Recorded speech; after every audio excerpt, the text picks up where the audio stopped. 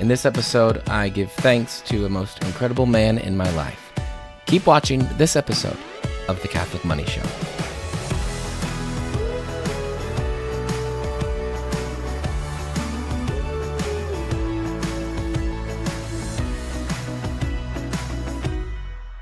Welcome to this episode of The Catholic Money Show. Today's a special episode.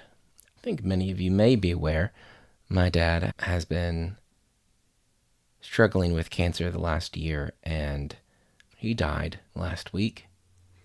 And I just wanted to take a few minutes in this episode and say thanks for the lessons that he taught me that I have carried through my life.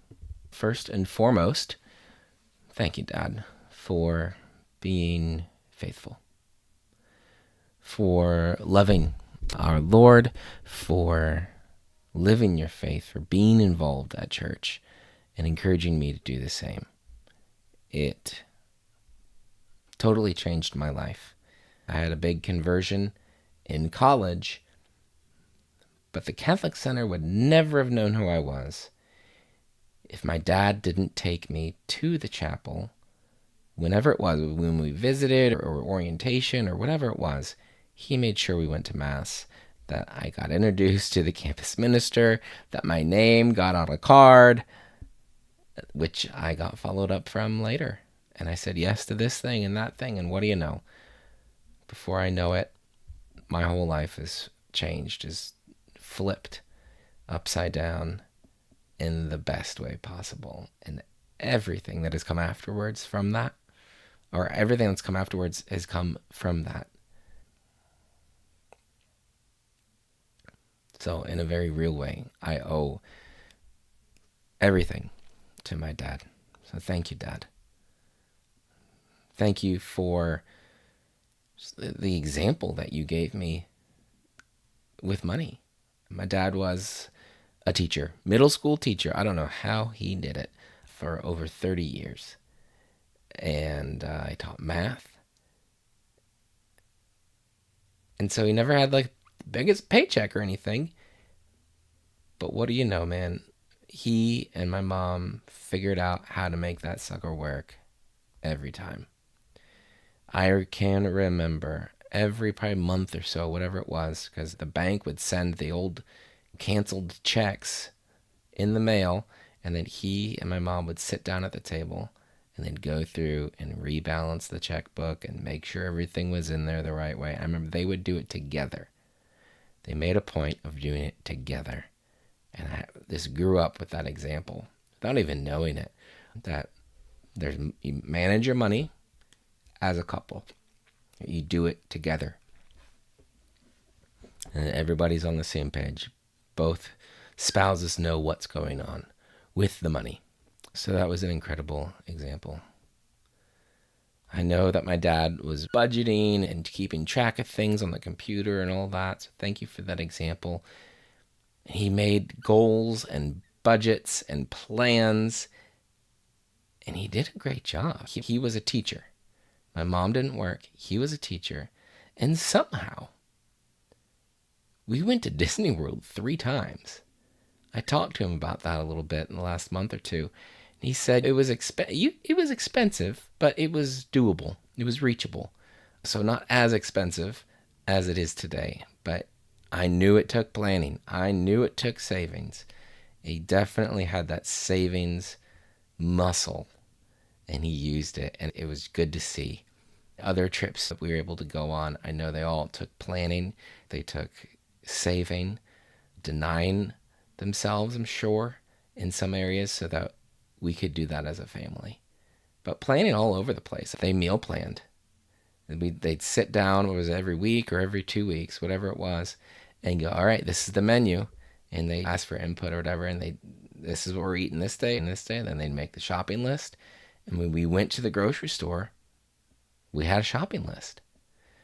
And there's maybe a little, we could get this or that, but mostly we stuck on the list. And that's, again, another one of those things where just, oh, I thought that's what we did. Or that's just what people do. But it takes work. to meal plan, to make a list, to stay on the list. A great example and a great lesson. And then I'd say all those plans, so many of these plans and these goals were able to be achieved because my dad and my mom lived below their means. And even when the means were meager, I think they were probably below them. And then they kept that way. And I was able to learn an appreciation for simple things. We never were lacking, never in want. We're very happy with what we have. And the controlled or the planned for, maybe, I don't know, maybe you call them splurges, having computers in the house very early on. That's definitely something my dad made a priority and paid money for, especially back then. But it was good. And that lesson was instilled in me. And of course, one of the greatest lessons, that he gave me was, so this is his, like the computer room, the den or whatever, and Cubs stuff everywhere. He gave me the gift of being a Chicago Cubs fan. He grew up near Chicago, lifelong fan, and now I am too, and have been. And it was a lesson in patience and perseverance and hope and dealing with disappointment and the ups and downs. And for a while there were lots of downs. But I learned that you're a fan because you're a fan, not because they're the winningest team, not because they've got the most championships, not because they've even won a championship in the last 108 years, but that hope, that perseverance, that loyalty pays off. Sometimes it pays off in a World Series. When my dad was, he got so much in order before all this, which was a huge gift. I gave him a copy of our Catholic family emergency binder. And he's like, I have most of this done already. But he put together information for his obituary. And it was the important dates in his life was one little section.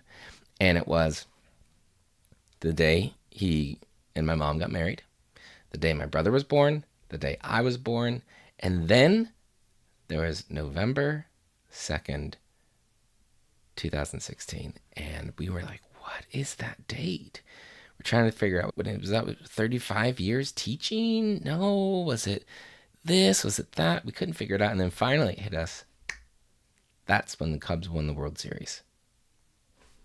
Wedding day, child born, Cubs win the World Series. So it was listed last. It happened last. I don't know if, though, it was his number 4 favorite day. I think it was a little higher on the list. But that joy, that relief, that exuberance that we all felt when it happened was incredible. And it would not have felt so good. It would not have tasted so sweet.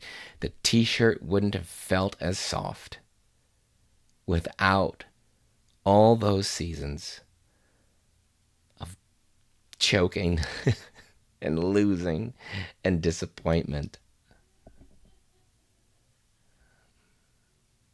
But that's what it meant to be a Cubs fan, even to this day. And how that translates into so many areas of life. To see how, in a way, how that carried through. My dad carried that same outlook through this whole time, this whole year with his cancer. He was supposed to rate his pain and this and that and everything every day. And I found his like journal or whatever you'd call it for that. And he took meticulous notes, and he had a rating scale for the days, and his math teacher was really coming out there. And then every month he would look back and he'd go and he'd calculate the percentage of excellent, really good, and good days versus not so great, bad, and really bad days or something like that. And I'll tell you what, even like nearly to the end, somehow he was rating those months 70% good and 30% bad, even though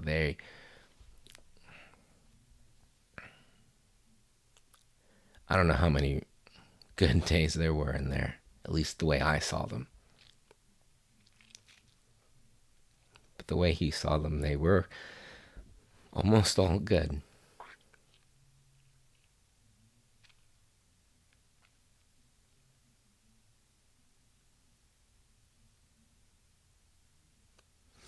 Perhaps that's one of the greatest lessons that I got from my dad.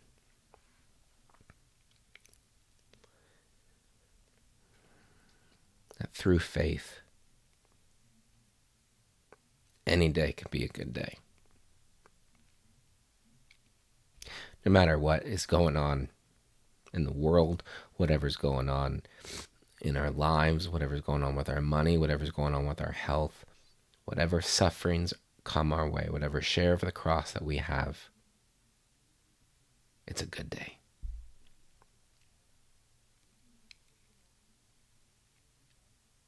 So thank you, Dad, for teaching me how to take care of those under my charge through your example, and for teaching me how to have a good day. Thank you, Dad. I love you.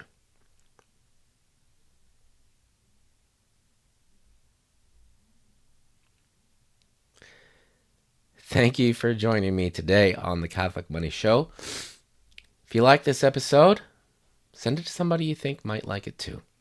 And if you didn't like it, maybe think who might like it and send it to them instead. If you've got somebody special in your life, maybe it's time to call them up and let them know just how special they are. Thank you for joining us.